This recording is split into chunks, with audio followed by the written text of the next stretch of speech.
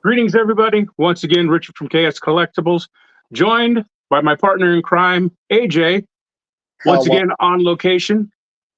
How you I'm doing, AJ? I'm okay, I guess. I suppose I just got back from the shrink, so a little shorter and smaller. So yeah. How are you? I am tired. I had a long weekend, Right, I understand that. which is one thing we will talk about. But I did want to lead this off with a question because I wasn't feeling good last week, so I did this. I did the show solo. All right.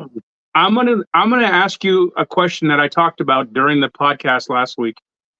What got you into collecting not just reading comics here and there, but like seriously collecting? Well, that would depend on if my parents are watching this or not. um, I'm gonna pretend like they're not. Let's just say a lot of time alone.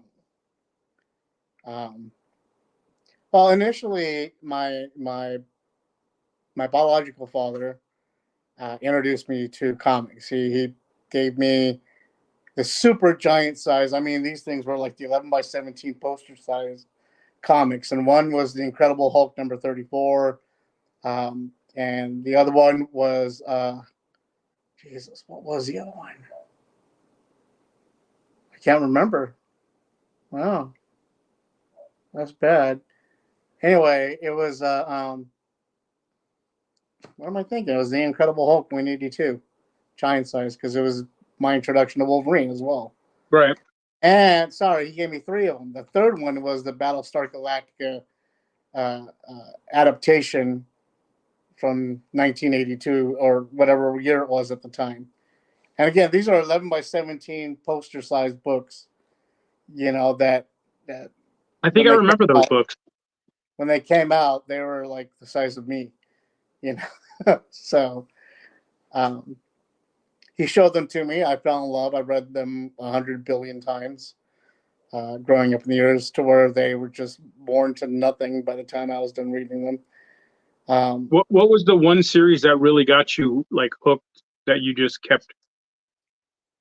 Well, that's the thing. See, after that, uh, it was a rare occasion to get down to the comic book store. But when I could, I don't know. I just picked up whatever I found interesting and read. There was nothing specific.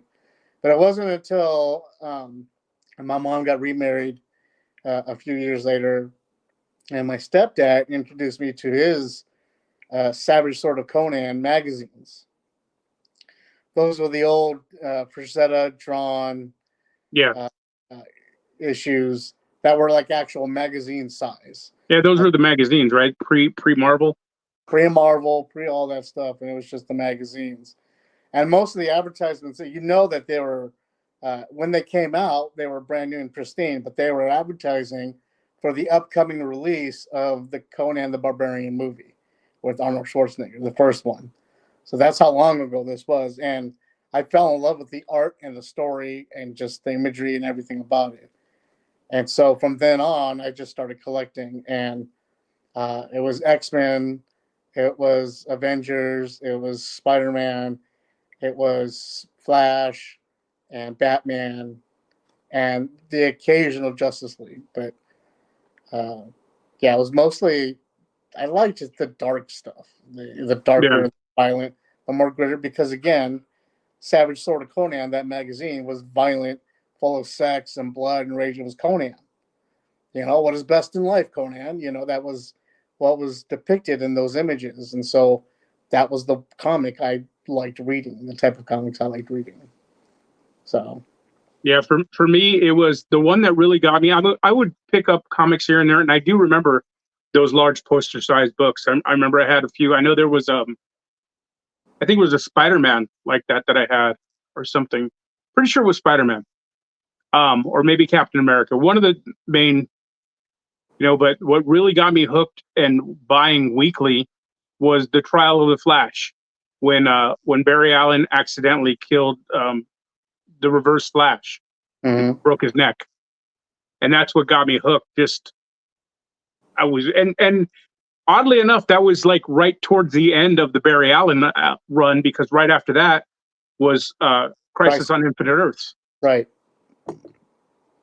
So where we saw Barry Allen die. Right. Go out like a hero. Right. Well, that was my question. I had, like I said, I touched on it a bit last week for myself, but I was talking to myself, so I do that a lot. Camera on at that point? No.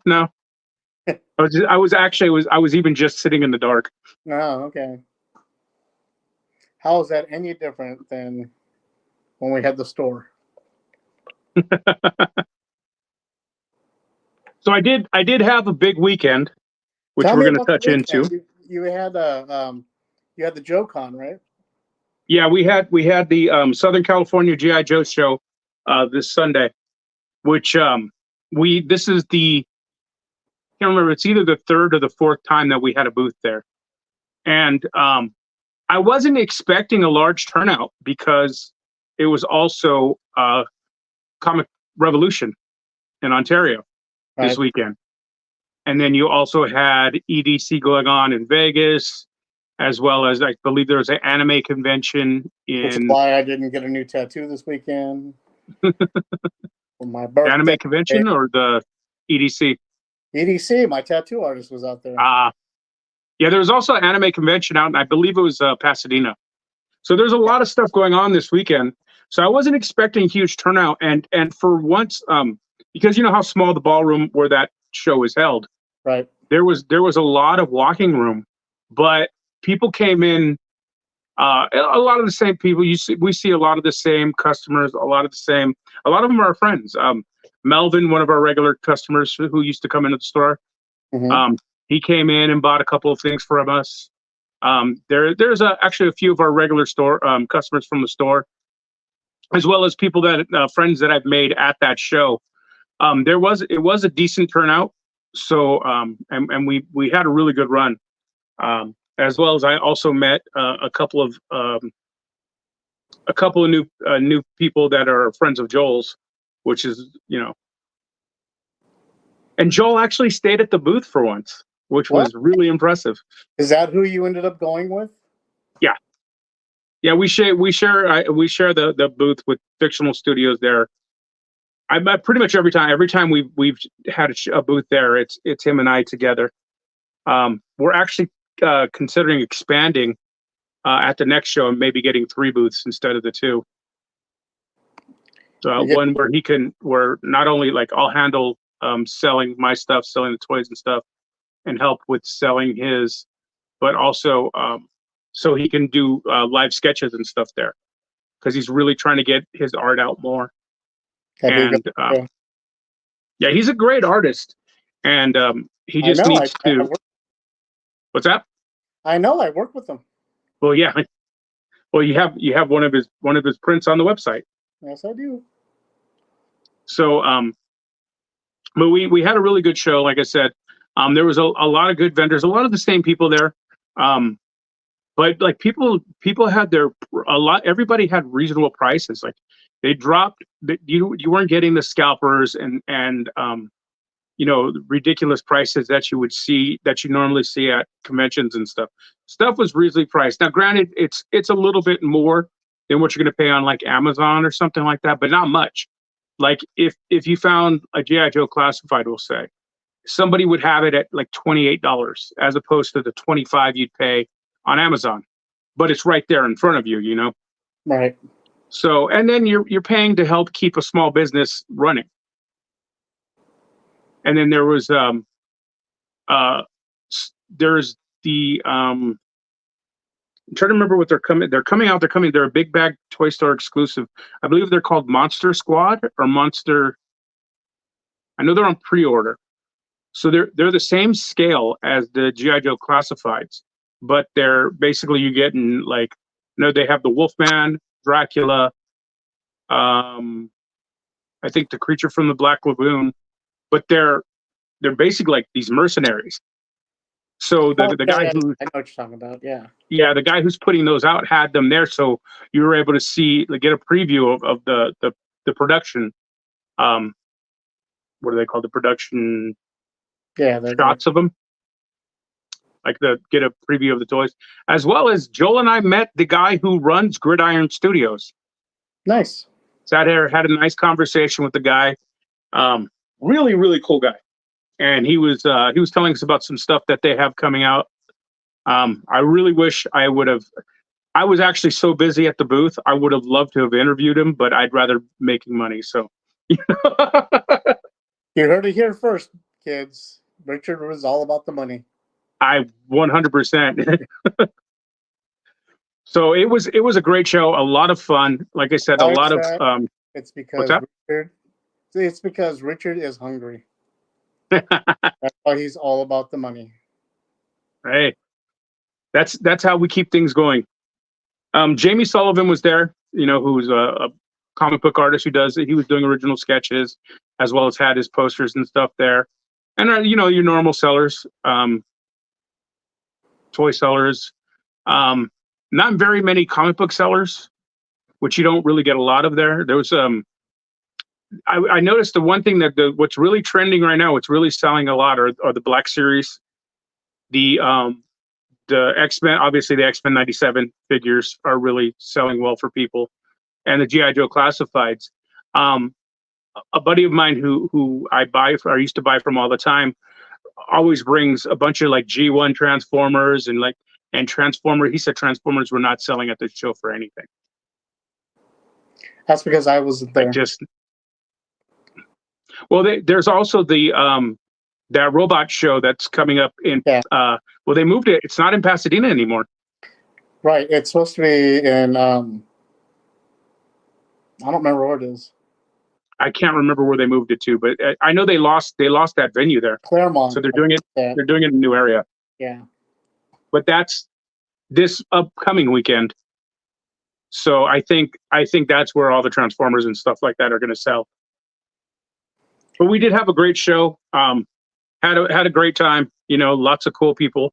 I did meet a guy named Alex who runs a few podcasts, and I'm actually going to be on his podcast tomorrow.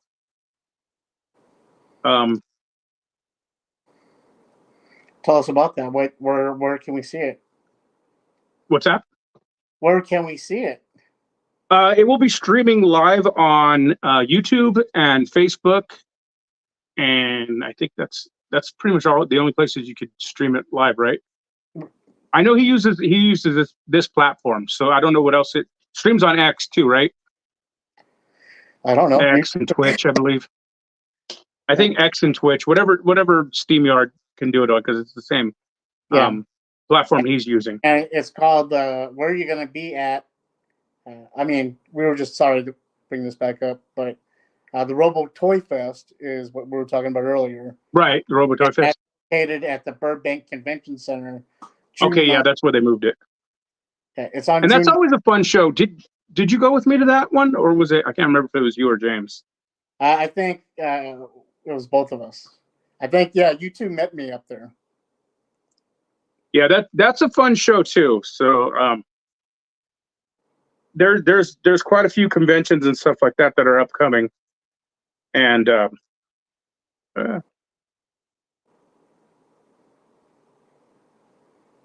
so there's definitely. Sorry, guys, we both got interrupted by phone calls. Yeah, my phone started ringing. For the store phone started ringing. Don't mind us. So there's plenty of ways for people to get out there. Different conventions going on. I'm really sorry I missed Revolution. I wanted to go this time, but obviously I'd rather be working than spending money. That's just silly. It's a silly excuse not to go to a show. They're not as packed as they have been. Actually, they might be now, since they started running shows again. Who knows? Yeah, I know that when I went to Revolution last year, it was pretty packed, and so was the horror show. Creep by Econ last year was pretty packed too. But But there's some conventions that you don't need all 3 days of, and I think any show that's happening in this Ontario Convention Center, for example, a day and a half maybe. Yeah. Like a preview night the night before and a full day, and that's all you're going to need, because those are mostly small time vendor shows. Excuse me. Well, yeah, you're not getting that big extravagant show like you get at WonderCon or San Diego. You could run the floor in one day. Plus, you're not getting as many people that are attending as you do in those shows, so you don't need to allow that much time for the people to go through and see all the vendors, because there's not that many people that are going to attend. I'm not saying that who does attend is not a good number. I'm just saying you're not going to get 100,000 people showing up like you do with the Comic-Con. Excuse me. Yeah, Comic-Con has it's a little too much now. I'm kind of over. I'm actually just over conventions that size in general. I know the format's changing now though. With now you have television shows and movie companies going less because they can put on their own conventions, and everybody else is discovering the joy of putting on their own conventions. And right, so you're getting a step back or a harken back to the old Comic-Con. So maybe San Diego will be more about the comics now. I think that if San Diego Comic-Con doesn't present a certain amount of money that they can make to the city of San Diego, then I don't think that San Diego will want them to be back there again. If they can't bring in a certain income, then it's not worth the inconvenience for the rest of the businesses and the police force to be having to deal with all that. Depending on the money that they bring in. Well, yeah, because it's such a bad area. It's crazy because right there is okay, but everything surrounding it is just it's just suffers. So, like I hate park. Like I won't even park in that area.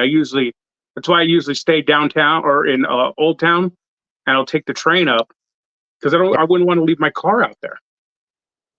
And even if you did, if you're lucky to find a parking spot, it's going to take you 5-6 hours to get out of that parking spot. Yeah, it's not even worth it. And it's just that area is just so overrun with homeless. It's sad. It's sad to see and be among, and then it's hard to enjoy yourself. Yeah, at the same time. Yeah, it's kind of hard to walk around with all this stuff that you just bought, and then you see guys, sleeping on the street. I just spent $5,000 on PVC and toys. Oh, you're hungry? I don't have any cash, bro. I'm sorry, man. You know what I mean? Like, I still got to go get food for me. It's not cool. But it sounds like you had a good time at the show. Yeah, it was a really good showing, and it was actually our best show so far. It's that show, like I said, it's always a lot of fun because we see a lot of our regular customers, which since we've had to close the brick and mortar, I haven't seen.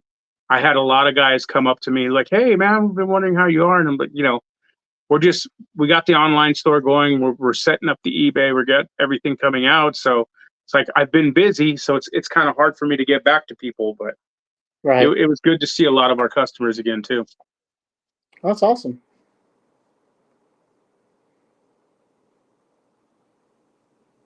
And but I would like to start doing more shows like even the RoboFest, and I'm thinking about starting to hit some more of those small shows, just to keep our name out there. Right. And not to mention the fact that it's just fun in general. I agree. I love doing the smaller shows. Easy setup, less drama, and I don't know. I just seem to have a lot more fun being able to make that personal connection with other collectors or fans or whatever. It's just fun, more fun to geek out with people at a smaller convention, as opposed to a big one where it feels like you're just on commerce duty, the entire time. Smaller ones, it feels a little bit more relaxing. You can enjoy it a little bit more. All right, we're going to take a moment, take a little break here real quick. We'll be right back.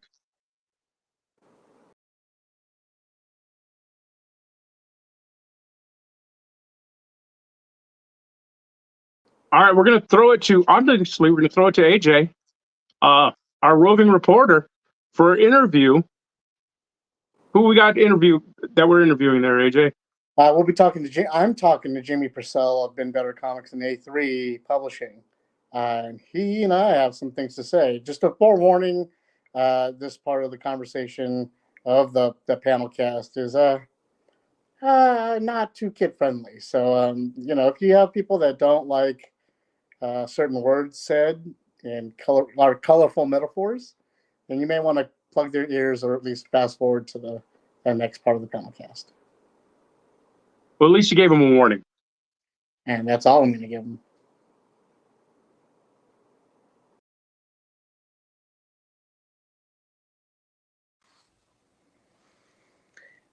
All right, everybody. Here we are on the panel cast, taking a break between me and Richard gabbling like little girls. And I'm sitting here with another guy that I can gabble like a little girl with, and that would be Jimmy Purcell of A3 Publishing. What's up, Jimmy? Hey, how's it going? It has been a long time since we've had you on the show, and the first time we actually get to see your charming, lovely, and beautifully scarred up glasses face with the mustache and stuff. It's a bummer because usually I have more hair, but I went to a party and I dressed up as Commissioner Gordon, so I wanted to shave this just so I can have the stash, and now I'm Ned Flanders until shit grows back in. Right, and you're working at stash, by the way. Thank you. Owning it. There you go. I like the stash. I like having some facial hair because it makes every expression more animated. Because I frown and the stash like emphasizes it, like the whole. Oh, yeah. You don't have to tell me. I've got the whole embargo going here on my face. So that's the emotional game. I use it to hide stuff though, because my dog will come up and play rough, and I'll scratch up my lips and stuff, and so I have to grow the mustache long so it doesn't look like I have the herp. I'll have the chin hair back. The chin hair is coming. So Jimmy, it has been a while since we've had you on here. Let's refresh everybody on what you do, not just with A3 Publishing, but everything else that you do in the comic book and creator world. So go on. Sorry, I didn't know. I thought the question was over, but go on. There's more. No. I'm doing just that. I was just feeding your ego there, you know. Yeah, I interrupted you because you were giving me flattery. I'm a cartoonist. Cartoonist, illustrator. I know a lot of people are like, oh, he's an artist, but artist, it just doesn't sound like the term for me. I like cartoonist because I like cartoons. I like comic strips. That's my. I've done comic books. I can do it, but my favorite format is just the regular comic strip, just a few panels, and I'm bam, bam, bam, like the 1, 2, 3. That's the best. That's the ideal format for me.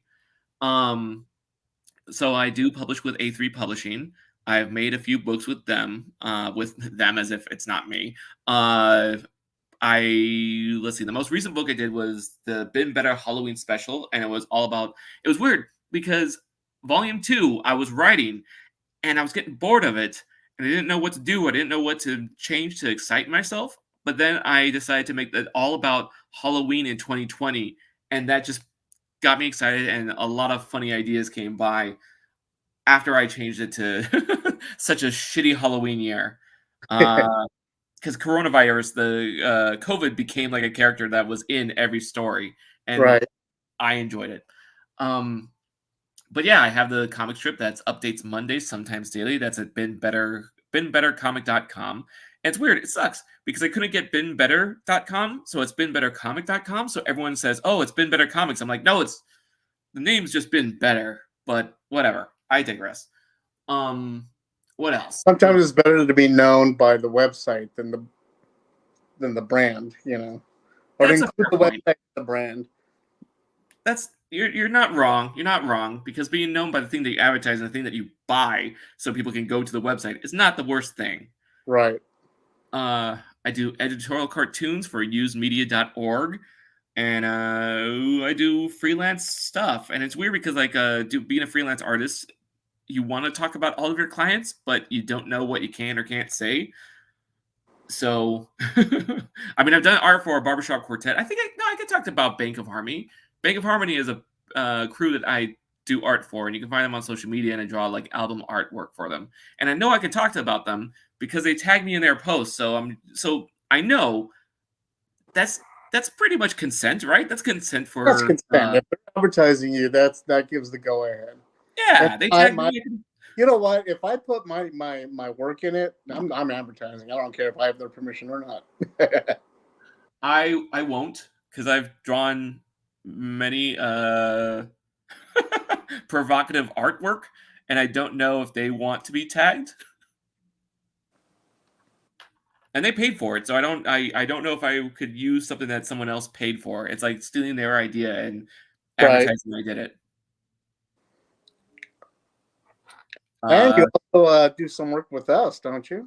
I have. That was that for because I've done one comic with you. I've done Forbidden Tales many a lifetime ago, and it's weird because I'm always down to do another Forbidden Tales because my skills as an artist and a writer have gotten way better, and I've had this conversation with a lot of artists that I know that it's weird that we know that the stuff I'm doing right now will make future me cringe.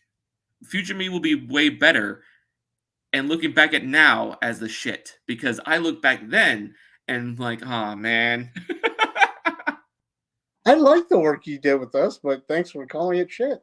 I'm not calling it shit. I'm just saying future Jimmy's gonna think it is. And future Jimmy is insulting me now. I'm not insulting past me. Jimmy, there, future Jimmy can kiss my ass. Fuck you, future Jimmy. Oh, can we cuss? I don't even know if I can use profanity. No, but now you can because you already started, so I might as well keep calling it. Well, I can change. You can beep that out, and I can be like, "Darn you, future Jimmy." Yeah, whatever. I already flipped you off, so fuck it. Yeah, but I think flipping off is okay on TV. Dropping the F-bomb's not. No, they blur out the middle fingers. Do they? I know on wrestling because Stone Cold used to flip everybody off and they blur it out. And even now they highly look down upon it. It's one thing to say it because, you know, the censors can go on into the closed captioning and change the word out. But they can't, you know, change the middle fingers out for like the deaf and the or whatever. Or even, you know, yeah. Anyway, you know what I'm saying. They can't change it for the disabled. So they have to blur it out. Well, because I know that they had to blur it out for Guardians of the Galaxy when they had the trailer and he flipped them off and there was like a censor. I know about that one. I just did not know because that makes sense to me because you have to preview and you have to get a wider audience in every country and every kind of demographic. Right. I just didn't know, but you know they include the middle finger in the movie because the movie is now you're here, you know the gag, right. You know the gimmicks, and you know the sense of humor. And I haven't watched basic cable in such a long time, so I was like, I don't know the rules about the middle finger. Plus, it's also when you're talking about Guardians of the Galaxy, there's also the one scene where he curses, you know, in part 3. And that was the dumbest. That was the dumbest F-bomb I've ever heard. Get in the fucking car. That was the dumbest. Or open the fucking whatever it was. I thought it was comedy. Nope. It could have been done like when everyone's like, "Oh, yep, this is the first F-bomb in the MCU," and he did. I'm like, you could have done it because like I'm really bummed out about it because they were able to avoid using the F-bomb in previous Guardians of the Galaxy films where it's like, welcome to the Guardians of the Galaxy, only he didn't say, oh, you're the frickin' Guardians of the Galaxy, only he didn't say frickin'. Right. That could have been really, or was it freaking? Freaking? I don't know. The point is, they avoided it, and I thought that was really funny. And then this one, they drop it in a really inconsequential, in a really silly, in a really nonchalant way. Like it didn't need to be there in that point in time. Yeah. But it also showed his frustration with what was going on. So, you know, what are you gonna do? But in the case of this episode, normally when it's just Richard and I, we try to keep it family friendly so we don't curse. But this can be an exception, being as that it's an interview that's not, you know, pro. So don't worry about it. It's too late now. We're cursing. Fuck it. We're sorry, people. I think no, but if you find like a good beep, a good sound to put over it, that would be funny. The point I'm trying to make is I'm too lazy to go in and edit the curse words out. So. No, but if we get like a good fart sound over the cussing, that would be funny. Well, that the thing is, I'm already including my natural fart sounds. So if I can just time it perfectly to when we curse and I fart at the same time, then it just happened naturally, and I won't have to edit it. Good luck. I've tried that. It doesn't work. I know. I'm just gonna be here sitting here focusing, and I might short myself. Because then, then a fart will come that you can't trust, and you're just gonna let You know, that happen. but nobody will know. You'll just have to see by the expression on my face. If you suddenly see me going, For listeners who are listening, is there a format of this that only people can hear? Because if they can, they won't know what your face is. Right. But this is video, so I'm just making sure in case you use the audio to go on like Spotify or some shit. Oh, it goes on Spotify, video and audio. So yeah. So if you see, so if you see the fart go, if you hear the fart do that, then you know that Jimmy just said the F-bomb of all F-bombs. That's cool. When AJ turns into an old cartoon octopus, that's when you know that he shit himself. Right. I inked the bed right there. Is what happened. Anyway, so you do some web comics. You do some comics with us. You do webcomic lunch break with me. Which we just went over a script for the next one, which seems to be fun. We're excited for that. How do you like doing? I mean, and don't feel free not to blow the smoke up my ass on this one, but how do you enjoy working with us and doing that webcomic as well as all the other webcomics that you work on, your projects and whatnot? I absolutely love it when you come up with a good drawing for me to do. The Halloween one that we did with the Xenomorph Queen, that was a lot of fun because then I get to use a lot of dramatic lighting. Okay, for example, like a lot of people hire me to, because like when people get their first house, they hire me to, and no offense to everyone who hired me to draw their first house, but a lot of people do. And I'm like, that's cool. It's fine. Whatever. It's cool. That's random to be hired for, just to draw the house. I've done it. I know, but I've done it a few times already. And that's fine. That's fine. That's cool. It's fine. But the problem with houses is that there's a whole wall of nothing happening. When you draw houses, it's there. If you're going to draw a castle, cool. Every part of the castle has some kind of detail that you can have a lot of fun with. A house is so boring. I'll do it, but whatever. And I use that as an example of like, because for that comic, I had to draw the side of your house, but then there was a whole xenomorph on there, so I was able to add, and it was during Halloween, so I was able to add like really ridiculous lighting coming from whenever direction I want. And then the other Halloween that I love Halloween. Spoiler alert, everyone, I love Halloween. But the other one that we did with the burying heads was a lot of fun. I just really love using dramatic lighting. What about all the other webcomics that you work with? You said use media and stuff that's highly political. How do you like working with them? Oh, I feel bad. I feel kind of bad because I always feel like whenever I draw something, I'm killing their algorithm. I'm killing their presentation online, their visibility online with every comic I do. And I'm always like, especially if I do anything blasphemous, I feel a little bad because I feel like I don't know which yes, I'm gonna say Christians. I feel bad because now I'm targeting Christians, but yeah, that's usually the blasphemy that I commit. I feel bad because I don't necessarily want to offend them, despite the fact that I do everything to offend them. Why do you attack them so much? I don't know. I think it's definitely where I live, because like if I lived anywhere else, I think that the missionaries would cool it down. But I feel like because they're ever present on the radio, on TV, at conventions when there's protesters, their ever presence in my life makes it like, I always just punchlines just happen, and I'm like, damn it, it's your fault for being in my my sight. Right. And it's better than like physical punchlines happening, which is what I want to happen whenever I go to convention and see them picketing outside. Oh yeah, and when You you're know? at the crosswalk and they have the megaphone just right in your face, fuck Right. them. And they're yellow signs and they're quoting the Bible and all that and condemning us. And like, I'm sorry, if you don't think that my writing or your art is God given talent, then you're an idiot. You know, and if I believe you're supposed to use your God given talent to earn a living and provide for your family. That's why it's called God given talent, so that you may provide for your family, right? That's why you're given this ability to do these things and to enhance other people's lives. So, how am I actually doing what the Bible and God is intending me to do and still being blasphemous at the same time and committing a sin? You're an oxymoron waiting to happen. So, yeah, whatever. But anyway, whenever I see them at conventions, I just want to punch them because they obviously don't know what they're talking about.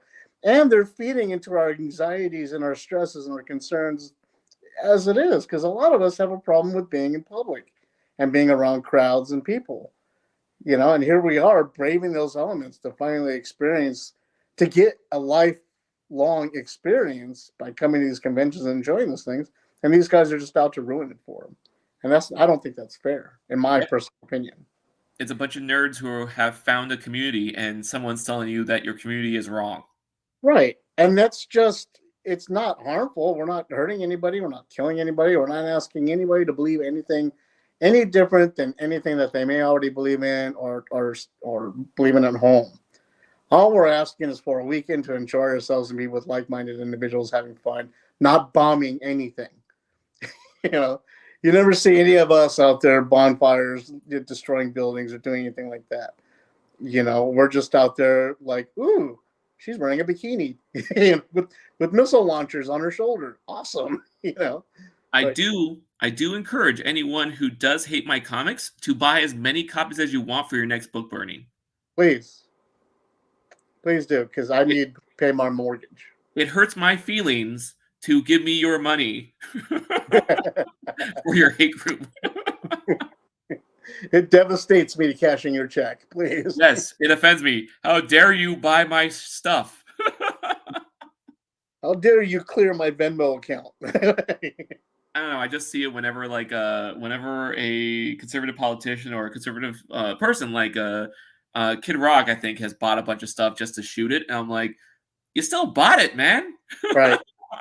They bought a Cybertruck and painted it like the General League. So there you go. The person who you bought from still won. They won. They won your Right. money. That's the goal. Right. Everything you do afterwards is inconsequential. It doesn't matter. That's my word for the day, apparently. There you go. So we're running low on time here, Jimmy. But so before we go, can you tell us about some of the where can we find you this summer? Because the summer conventions is coming around the corner. Well, so where can we find you? I will be at Comic-Con for one day. I'll be there for Wednesday. I'll be there for preview day. So I'll be walking around the con, but then I'll most likely go to the bars and drink because I'm a big fan of drinking. And annoying protesters. But no, I won't be there. I won't be annoying protesters. So I'll be there for the first day of Comic-Con, but then I have to run over to Long Beach for Midsummer Scream because I have a booth for Midsummer Scream.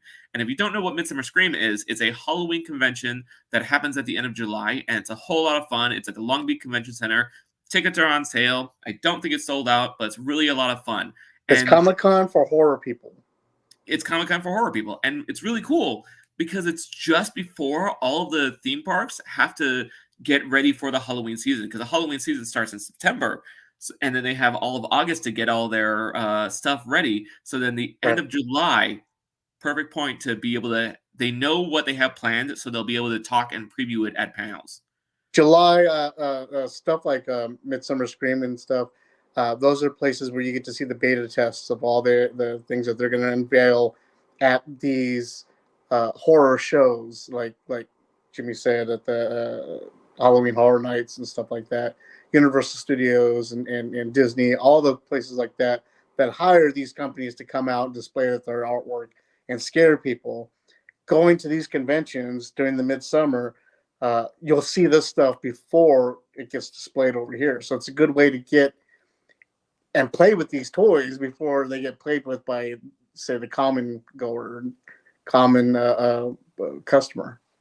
So Not Scary Farm 1 year had folks dressed up like the 7 Deadly Sins, and they were handing out cards, and it was only being handed out during the week and not the weekend. And I was only able to go to no, they were handing out during the weekend, and then I wanted to go during the week because the crowds would be dead. Thinner, yeah. I can't remember. The point is that I went and they weren't handing out the cards.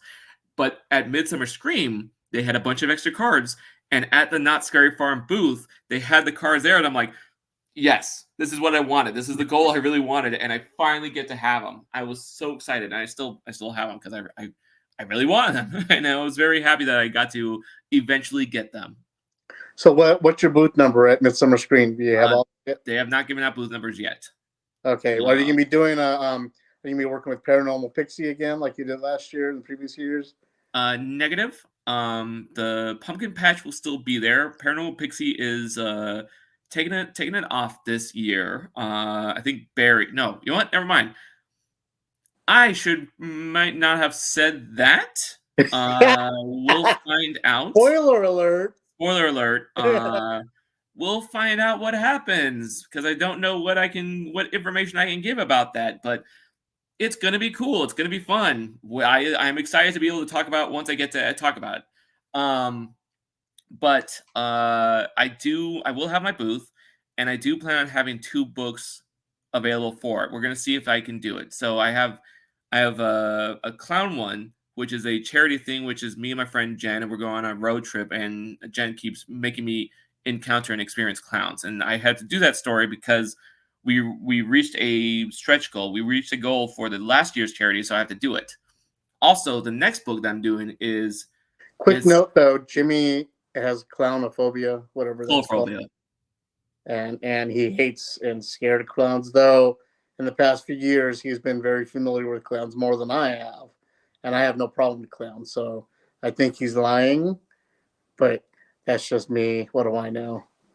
Go ahead. Continue on.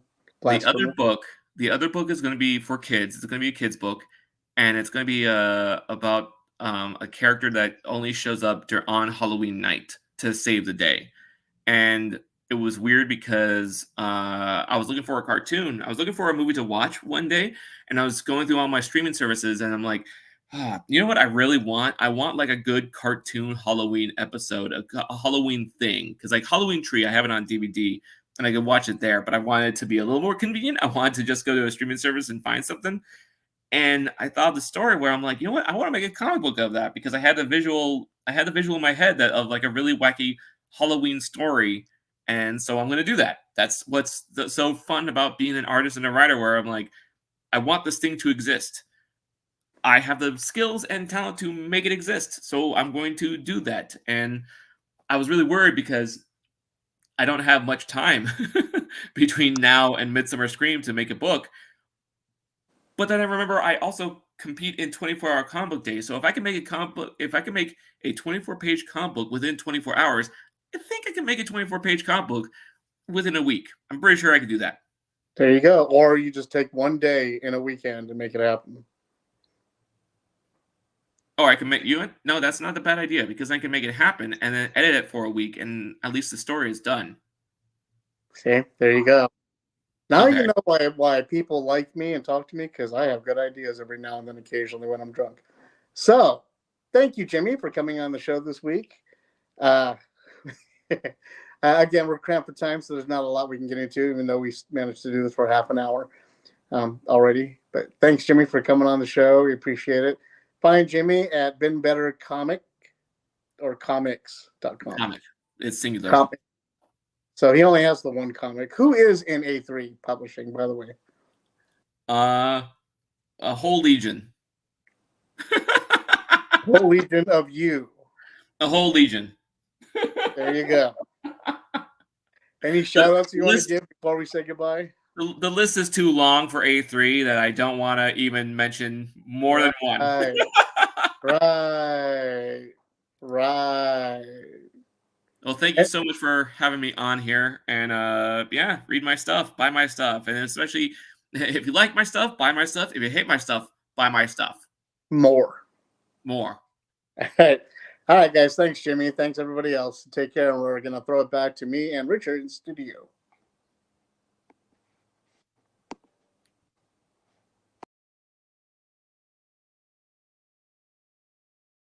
And we're back, folks.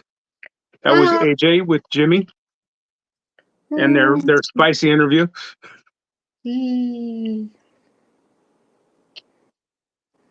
So, in closing today, what do we have going on here in the near future?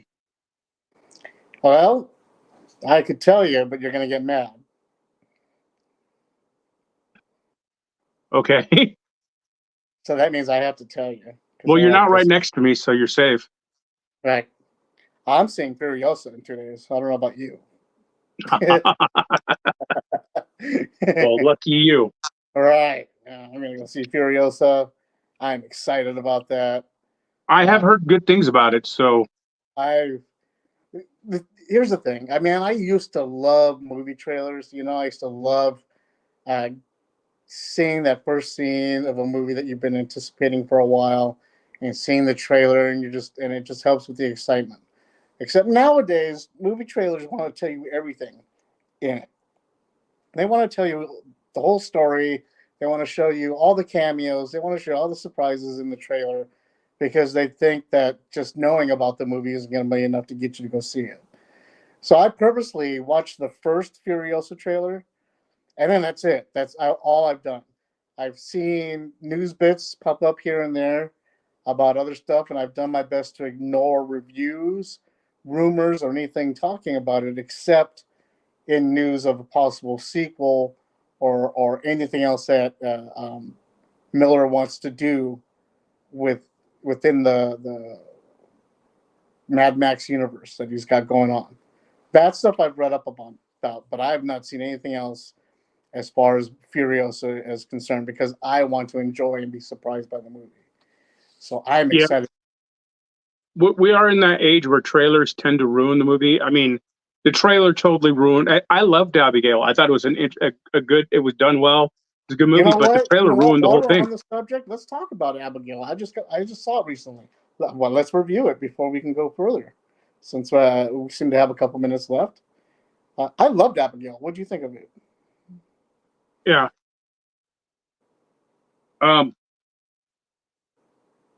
Abigail was like I said. The only thing I loved it. Like I liked the way they did it. They took their time. It was presented in a different way.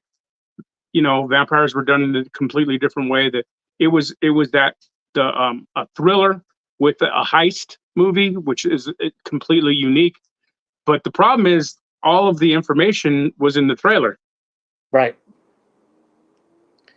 So you didn't get to enjoy as much of the big reveal as you could have if they had left that part a secret. But I understand that they had to show it because and so like, you know, you were just told the big reveal instead of just being able to enjoy it when you saw the movie. Now I understand because you had to have a draw to get you to come in there. But you know, they could have done it like they did with Dust Till Dawn, you know, because not everybody knew it was a vampire movie going into it until they saw it. All they knew was a Quentin Tarantino stuff goes down movie, you know? Yeah, there's ways that they can do it without the whole reveal, you know? They could have even made it look like a thriller where they're getting snatched, but they didn't have to reveal, number one, that it was a vampire, and number two, that it was the little girl. Like, it shouldn't, like, it was supposed to be revealed in the movie, but you already knew going in, and that was the part that I found unfortunate. I do love the movie. I've watched it twice. It's done. It's good fun. Like I like the aspect of, like I said, a horror movie, even though it's not hardcore horror, but the horror aspects into a heist movie, you know, and it's especially the heist gone wrong. Right. And it is overly gory. Like, I enjoy it. It felt like Megan with vampires. And that I enjoyed that a lot because it made fun of itself. It was campy in itself. Yeah. You know, and I think it's a new style of thriller or horror it's meant for a younger audience than it is for an older audience, which is always good because I love horror movies and I'd love to keep the genre alive and not just, not so we keep getting these type of horror movies like Scream and stuff like that, or the teeny bopper style horror movies. I'd like to see the genre just reinvented again. I'd like them to bring back 80s style slasher films. That's what I'd like to see.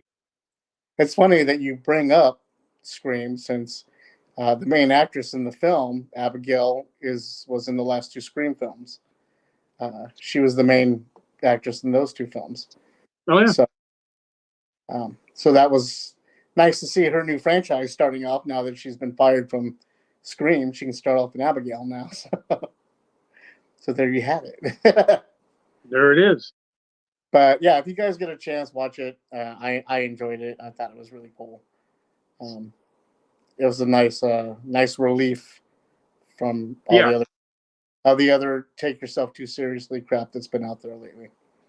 And I'll tell you this much: it was definitely better than Fall Guy. I won't even get into that. Oh, I'm watching it tonight. I was disappointed. I don't know. Let me know what you think of it after you watch it. I'm watching it. There's an extra 20 minutes on it for the home viewers, for the home version. So it's 2.5 hours long. So oh yeah, the extended. I didn't watch the original in the theater, so I'm excited. I knew it only had 21 days in the theater, and I knew that, so I didn't want to go waste my money on it when I knew it was coming home soon. So yeah, yeah. But I was a fan of the original show, and I think that's why I was disappointed, because so was everybody else. it's the Fall Guy in name only is the best way to, So it is what it is. I mean, that's what you're going to get with movies nowadays, especially anything that's going to reboot or rename a fan. It's not going to be anything like what we grew up with. So, I was just hoping for it to be a little bit more, kind of a little bit of a harken back to that, like at least the aspects of the character, right, that were just not presented. I'm somewhat excited because I just got Boy Kills World, so I can't wait to watch that tonight. That I am thoroughly excited for. I'm sad. I really wanted to see this one in the theater, but I didn't get a chance to, so I'm excited to watch it. And I'll probably review it next week on the show. And if you watch it, we can both review it together, because I think it's going to be phenomenal. Yeah. I'm just into those kind of movies. I don't care. Yeah, 100%. I have no shame about it either. So you're going to be live coming up tomorrow. Correct? Yeah, I got live coming up tomorrow at 7 p.m. It's gonna be it'll be on Facebook. It'll be on X, Twitter, X, whatever you call it. I know they do it on Twitch also. And we'll post links to it here on the podcast so you guys can. It's going to be on the YouTube. We'll have the link up for the live. So really looking forward to that interview. You can tell how old we are, not just by our grades, but the fact that we called it the YouTube. The YouTube, yeah. YouTube. The interwebs.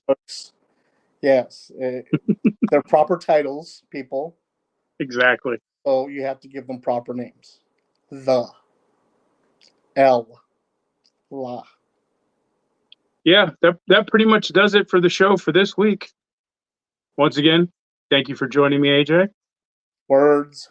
Have a awesome weekend. Oh, I want to throw this out at if you follow the Chaos Collectibles on Instagram, Facebook, wherever. We are having a sale this weekend for Memorial Day. So from Friday through Sunday, it's we're doing a 20% off sale for Memorial Day weekend. So if you're looking for any toys, we're there for you. You could also follow us at KS Collectibles. That's KS Collectibles with a K.com for our online store. We do delivery, we ship, we do everything we can to get toys in your hands. So two other things real quick. One, this past week was my birthday, and I want to thank everybody who wished me a happy birthday. I really like 109 now? 8. Hello. Okay, I'm younger than you, so shut up. So thank you everybody that reached out and hit me up on the Facebooks and on the Instagrams and stuff. You made an old man smile for like a minute, but it made me happy. And also, I am literally wearing a T-Villain T-shirt. Like this shirt is advertising T-Villain. See Oh, T-Villain. nice. I didn't know they had their own brand. So yes, head over to T-Villain, buy stuff, tell them I sent you. Don't tell them I sent you. I don't care. Just buy some stuff. And T-Villain send me free stuff.